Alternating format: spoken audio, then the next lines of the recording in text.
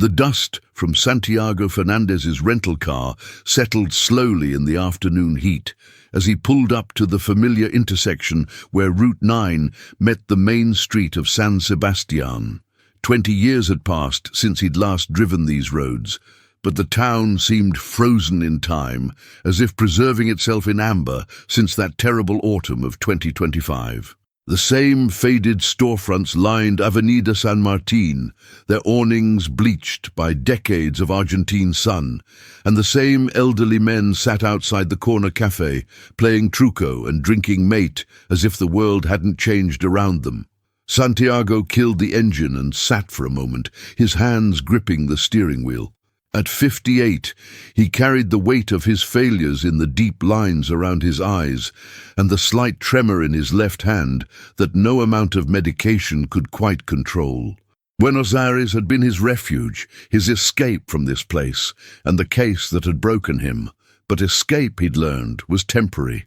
The guilt had followed him through 20 years of different jobs, failed relationships, and sleepless nights. Now he was back, drawn by a phone call that had shattered his carefully constructed distance from the past. "Santiago, it's Elisa Gomez. I know it's been years, but I need your help. They're going to destroy the evidence, all of it. Please, you're the only one who really knew the case." The Gomez family home stood on Calle Belgrano, a modest two-story house with peeling white paint and a garden that had once been Maria Gomez's pride. Maria, the young teacher whose murder had torn this town apart. Santiago could still picture her clearly. 26 years old, passionate about education, beloved by her students. Found dead in her classroom on a Sunday morning when she'd gone in to prepare lessons for the week ahead. No witnesses, no clear motive, no arrest, just questions that had multiplied like cancer cells over 2 decades. Elisa answered the door before he could knock. Where her sister had been soft and gentle, Elisa was all sharp angles and fierce determination. 43 now, she'd aged in the way of someone who'd carried a burden too heavy for too long. Her dark hair, streaked with premature grey, was pulled back severely, and her eyes held the kind of intensity that made people uncomfortable. She'd become San Sebastian's reminder of unfinished business, the woman who wouldn't let them forget. "You came," she said simply, stepping aside to let him enter. The house smelled of empanadas and old sorrow. Family photos covered every surface. Maria at her university graduation, Maria with her students, Maria laughing at someone's birthday party. It was a shrine to interrupted life, and Santiago felt the familiar weight of responsibility settling on his shoulders like a shroud. "Tell me about the evidence," he said, accepting the mate she offered him. Elisa sat across from him in the living room, her posture rigid. "Commissioner Vargas called yesterday. Budget cuts, he says. They need the storage space for active cases. Everything from Maria's case will be incinerated next week unless someone claims it for private storage. But we both know that's not really why." Santiago sipped the bitter tea, letting its familiar taste ground him. "The Mendoza family?" "Among others. Ricardo Mendoza is mayor now. His son Tomás is the new police commissioner. They've spent 20 years making sure this town forgets what happened. But I haven't forgotten, Santiago, not for a single day." Through the window, Santiago could see the secondary school, where Maria had taught, its red brick facade visible beyond the plaza. The same school where she'd been found, her body arranged with a care that had always bothered him, not thrown aside in violence, but positioned almost reverently, her hands folded, her clothes smoothed down. It was the kind of detail that suggested not rage, but something more complex, more personal. "I tried, Elisa," Santiago said quietly. "You know I tried. I pushed as hard as I could until they pushed you out. I know. They made it impossible for you to stay.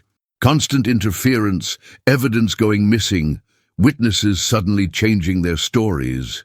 But things are different now. I have allies. People who remember Maria, who are tired of the Mendozas running this town like their personal kingdom." She stood and moved to an old wooden cabinet, pulling out a thick folder that Santiago recognized.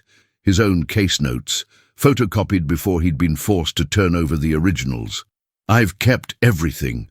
Every interview, every photo, every theory you had. And I've added to it over the years. Conversations overheard, connections discovered, pieces that didn't seem significant then but might be now. Santiago opened the folder, seeing his younger self's meticulous handwriting, the careful diagrams of the crime scene, the lists of suspects and motives that had led nowhere. But there were new pages, too, in Elisa's hand, records of financial transactions, newspaper clippings about the Mendoza family's rise to power, death notices of potential witnesses who died over the years in car accidents and sudden illnesses. You think the Mendozas killed her?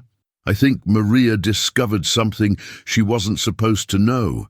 3 weeks before she died, she came to me upset about something at school. She wouldn't say what, just that she'd found some discrepancies in the school's financial records. She was always like that. Couldn't stand dishonesty. Had to make things right. I told her to be careful, but she said she had to do the right thing. Santiago remembered this. It had been one of many potential motives they'd explored. But the school's records had been audited after the murder and found clean, the principal cleared of any wrongdoing. Another dead end, or so it had seemed. Who was the principal then? He asked, though he already knew the answer. Roberto Mendoza, Ricardo's brother. He left education shortly after Maria's death, went into the family construction business. They built half the new developments around San Sebastian, made millions from government contracts that always seemed to go their way. The picture was forming again in Santiago's mind, the same suspicions that had plagued him 20 years ago.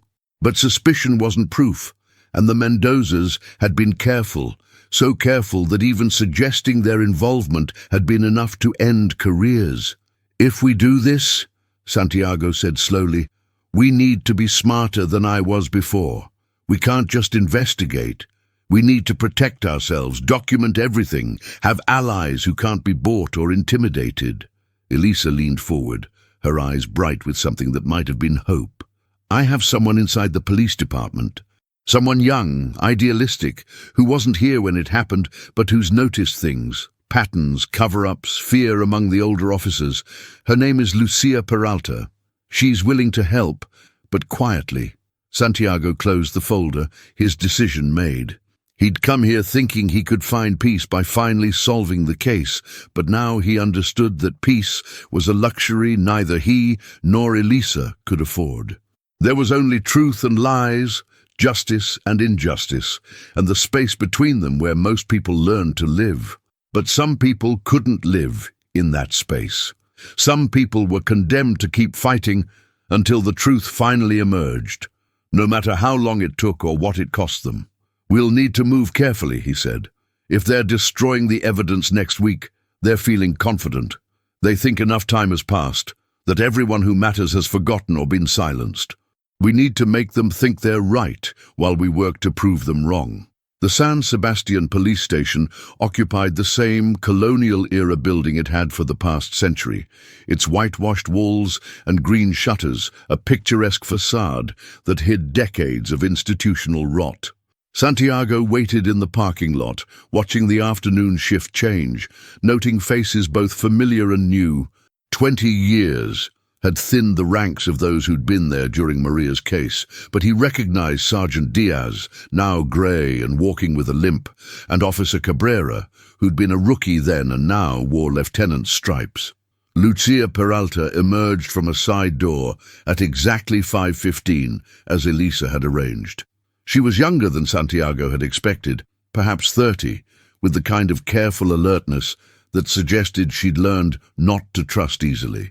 She spotted his car and approached casually, as if heading to her own vehicle parked nearby. "Drive to the old cemetery road," she said quietly through his window.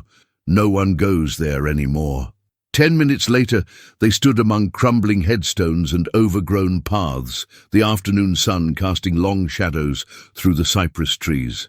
Lucia had brought a box, which she placed on a broken bench between them. "These are copies of everything that's scheduled for destruction," she said. I've been making them for the past 3 days, staying late, being careful. There are things here that weren't in the original case file. Documents that were added later, then removed, then added again.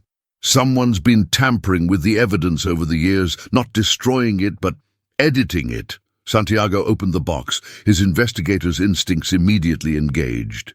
On top was a photograph he'd never seen before. Maria at what appeared to be a party, standing next to a young man whose face had been deliberately scratched out. But Santiago recognized the setting. The Mendoza family's estate, their annual celebration for local dignitaries and business partners. When was this taken, he asked.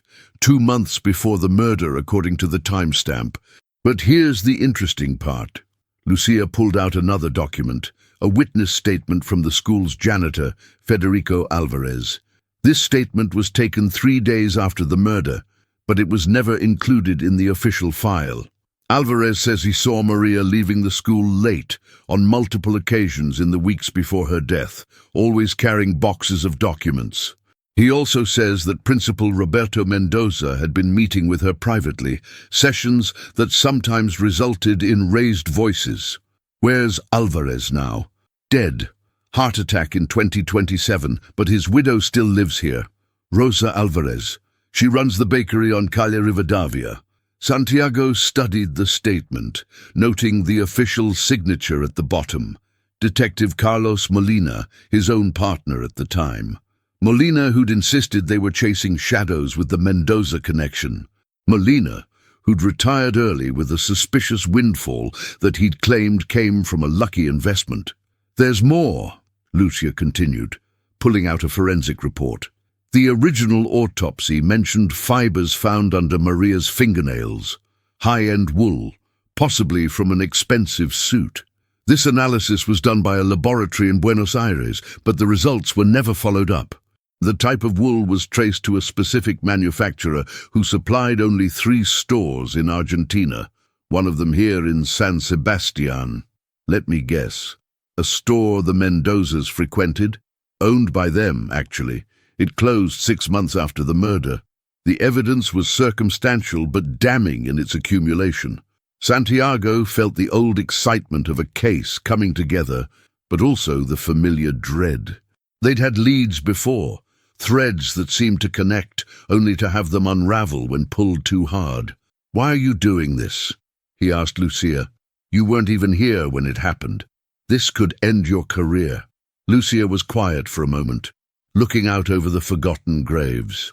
"My older sister went to school with Maria. She was one of her students. She told me that Miss Gomez was the only teacher who ever made her believe she could be more than what this town expected.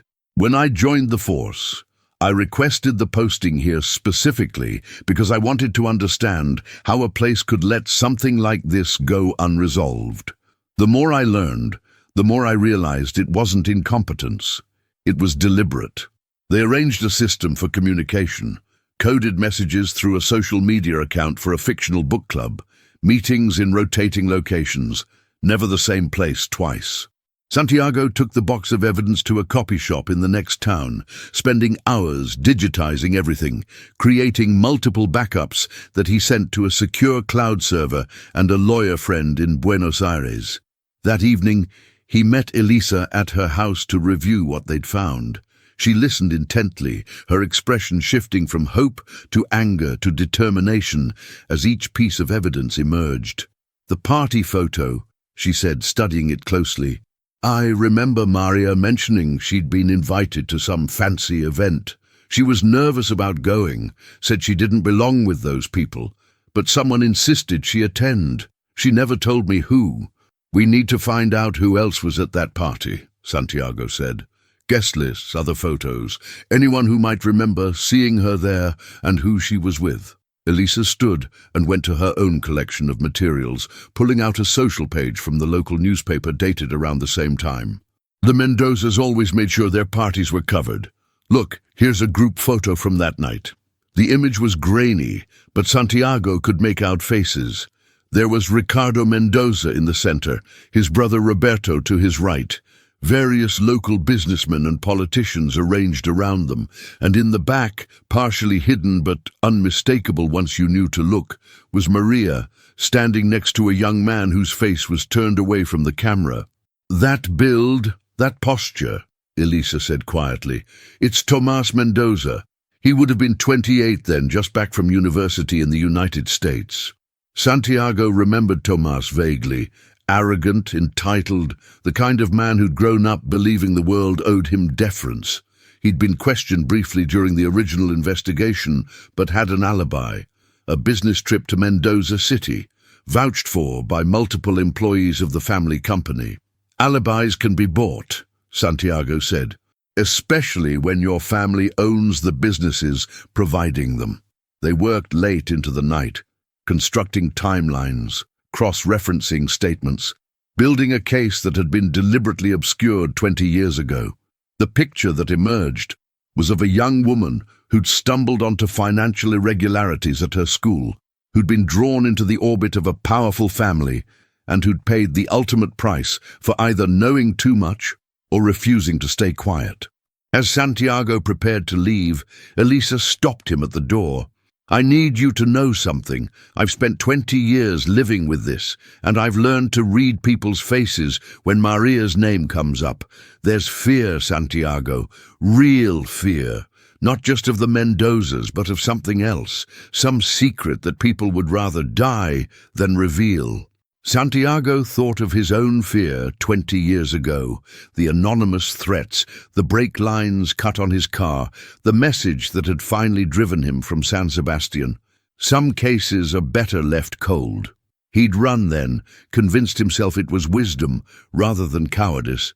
But now, looking at Elisa's determined face, he realized that running had been the real crime, abandoning not just the case, but the obligation to the truth. Rosa Alvarez's bakery opened at 5 a.m., the smell of fresh media lunas and facturas drawing the early morning workers of San Sebastian. Santiago arrived at 5:30, ordering coffee and pastries while waiting for the initial rush to subside.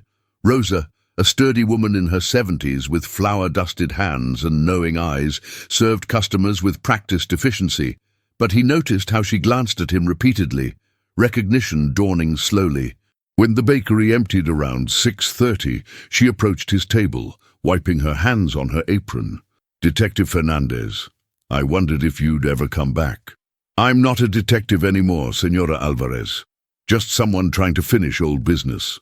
She sat down across from him, her expression guarded. Federico never stopped talking about that girl's case. It ate at him until the day he died. He knew things, saw things, but nobody wanted to listen. "I want to listen now." Rosa was quiet for a long moment, then stood and flipped the sign on the door to closed, drawing surprised looks from potential customers outside. She returned with her own coffee and a manila envelope she'd retrieved from behind the counter. Federico kept notes. He was like that, methodical, careful. He knew the statement he gave was buried, so he documented everything himself. Times, dates, conversations he overheard. She pushed the envelope toward Santiago. He was scared, but he said someone should know the truth, even if nothing could be done about it. The notes were written in a careful hand, dated entries like a journal. Santiago read through them, his heart rate increasing with each revelation. Federico had seen Roberto Mendoza removing boxes of documents from the school at night, weeks before Maria's death. He'd overheard heated arguments between Maria and the principal, with Maria threatening to go to the authorities. Most damning, he'd seen Tomas Mendoza at the school the night Maria died, hours before her body was discovered. Federico saw him leave through the back entrance at around 10 p.m., Rosa said quietly.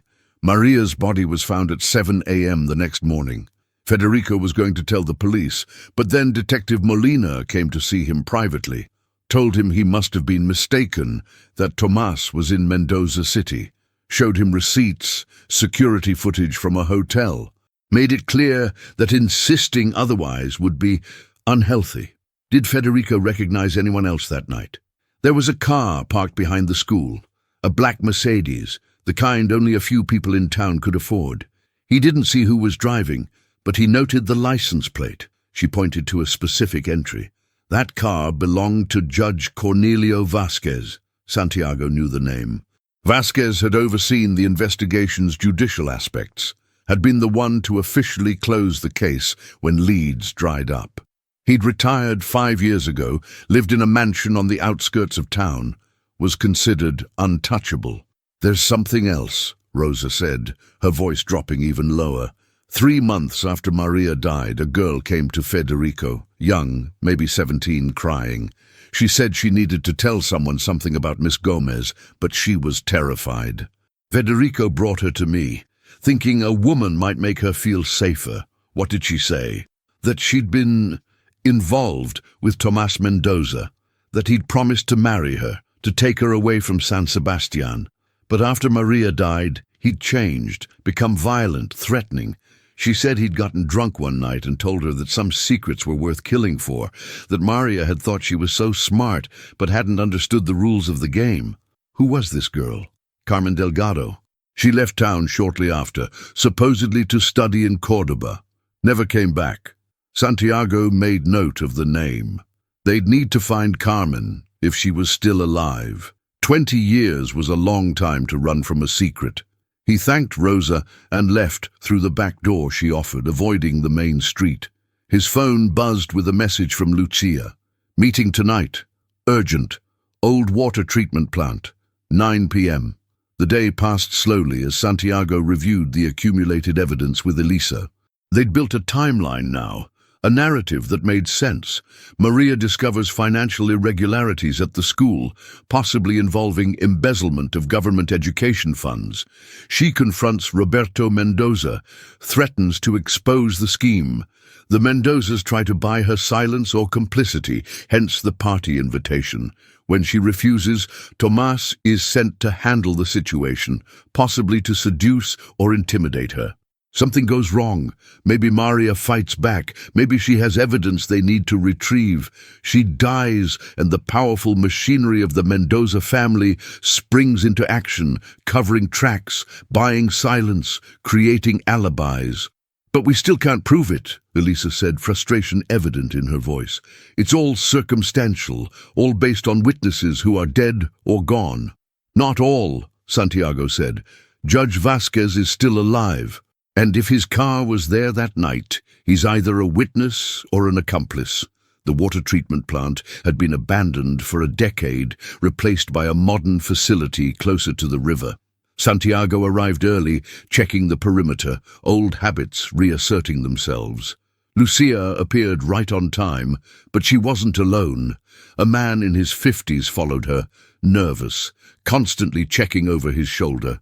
"This is Miguel Torres," Lucia said. "He was a forensic photographer 20 years ago.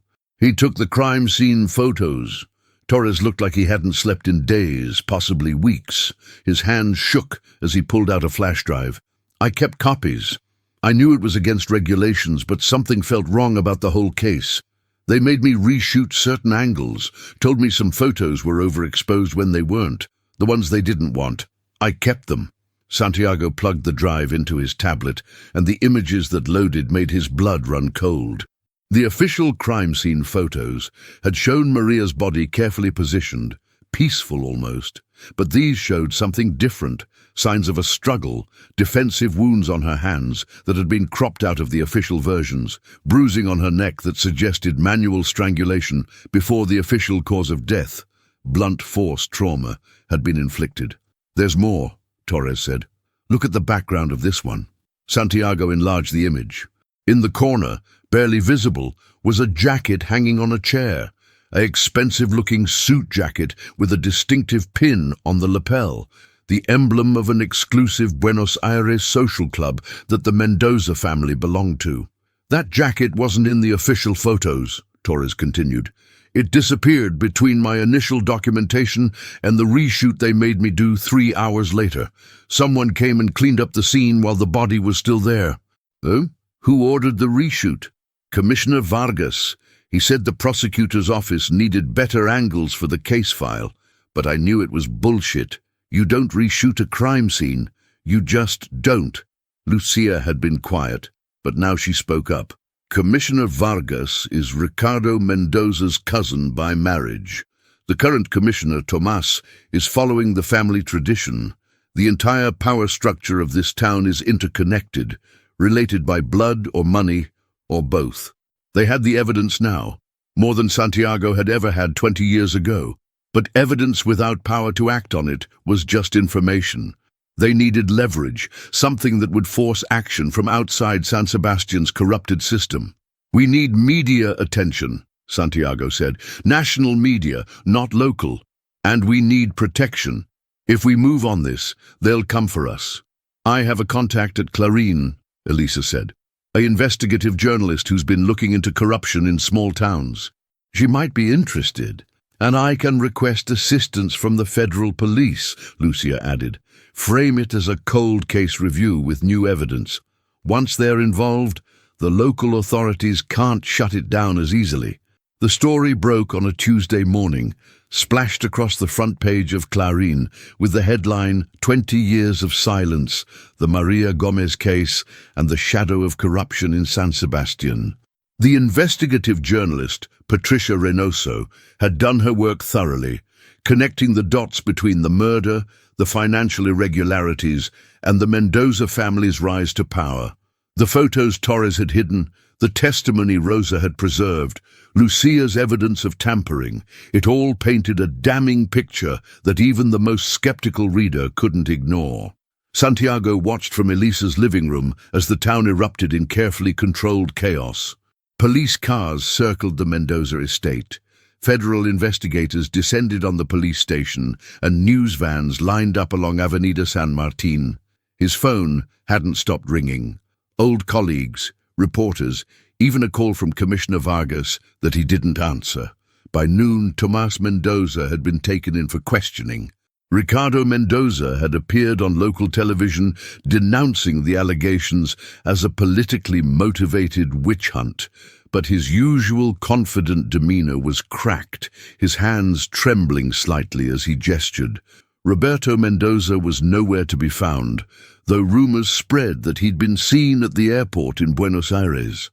Judge Vasquez, the wild card in the whole situation, had agreed to speak with federal investigators. Lucia, who had been assigned as liaison, texted Santiago updates.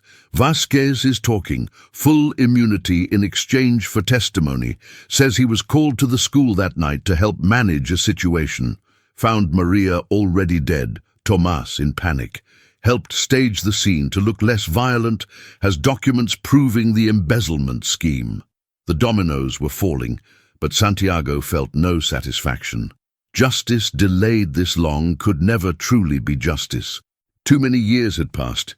Too many lives had been shaped by the lie.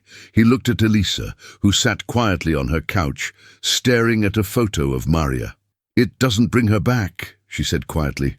I knew it wouldn't, but I thought it would feel different, like closing a book. Instead, it just feels like the end of a chapter in a story that will never really finish. That evening, as federal agents executed search warrants across San Sebastian, Santiago and Elisa walked to the school where Maria had died. It had been renovated multiple times over the years, the classroom where she'd been found now a computer lab.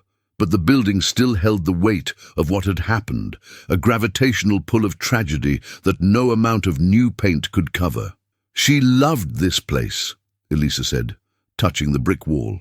Even when things got difficult, even when she discovered what was happening, she wanted to protect the school, the students. That's why she confronted them privately first, instead of going straight to the authorities. She believed in giving people a chance to make things right.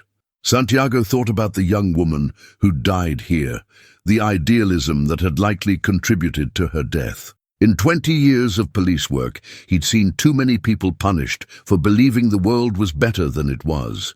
But he'd also seen the other side, people like Elisa, who refused to accept that injustice was inevitable, who fought long past the point where others would have given up. They're offering me a position, he said suddenly, the federal police. They want someone to head a cold case unit, specifically looking at cases that might have been compromised by local corruption. Will you take it?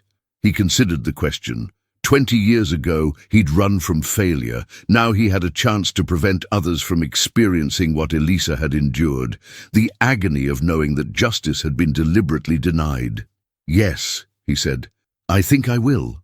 A week later, Tomas Mendoza was formally charged with murder, though his lawyers were already working on a manslaughter plea, claiming it had been an accident during a consensation that had gone wrong. Roberto Mendoza was arrested at the Brazilian border, charged with embezzlement and conspiracy to obstruct justice. Ricardo Mendoza maintained his innocence, but his political career was over, his construction empire under investigation. Carmen Delgado, the girl who'd fled 20 years ago, came forward from her home in Spain, where she'd built a new life. Her testimony, delivered via video link, provided the crucial evidence of Tomas's confession. She'd kept recordings, paranoid habits born from fear that captured his drunken admissions. The trial would take months, maybe years. The Mendoza family's lawyers would fight every piece of evidence, challenge every witness. But the spell was broken. San Sebastian was no longer under their control, no longer silenced by their power. On his last night in town, Santiago met Elisa at the cemetery where Maria was buried. They stood together at the grave, which was covered with fresh flowers, offerings from former students, colleagues, people who'd been afraid to show their sympathy for 20 years. Will you stay? Santiago asked. For now, Elisa replied. The school wants to create a scholarship in Maria's name. I thought I might help with that. Try to make something positive come from all this. Santiago understood. They'd both been defined by this tragedy for 2 decades. Now they had to learn who they were without it, what their purpose was, beyond seeking justice for Maria Gomez. As they walked back through the cemetery gates, Elisa stopped. Do you think she knows? Wherever she is, do you think Maria knows that we finally did it? Santiago didn't believe in an afterlife, had lost his faith along with his idealism years ago, but looking at Elisa's face, at the mixture of exhaustion and peace finally settling over her features, he found himself saying, yes, I think she knows. The drive back to Buenos Aires took Santiago through the night, the highway stretching endlessly before him. He thought about the cases waiting for him, the other families seeking closure, the other towns with their own buried secrets. 20 years late, he'd found his purpose again, not to change the past, but to prevent it from repeating. In San Sebastian, the sun rose over a town forever changed. The truth, so long suppressed, had finally emerged into the light. It wasn't perfect justice. Nothing could restore what had been lost. But it was acknowledgement, accountability, and perhaps most importantly, it was proof that even the most powerful couldn't escape consequence forever. Elisa stood in her sister's former classroom, now filled with computers but still echoing with memory. She placed a small plaque on the wall, unofficial but meaningful. In memory of Maria Gomez, teacher, seeker of truth, forever part of this school's heart. Outside, the sounds of the town waking up filtered through the windows. Normal sounds of normal life, no longer muffled by the weight of an unspoken secret. San Sebastian would heal, slowly, imperfectly, but genuinely. The peace that had been denied for 20 years might never fully arrive, but the pursuit of it, the right to seek it, had finally been restored. The case of Maria Gomez was closed, but her story, a reminder of the price of silence and the power of persistence, would continue to ripple through the town for generations to come. Some wounds never fully heal, but in their acknowledgement, in the refusal to let them fester in darkness, there was a kind of resolution, not peace perhaps, but something equally valuable, truth, finally and irrevocably revealed.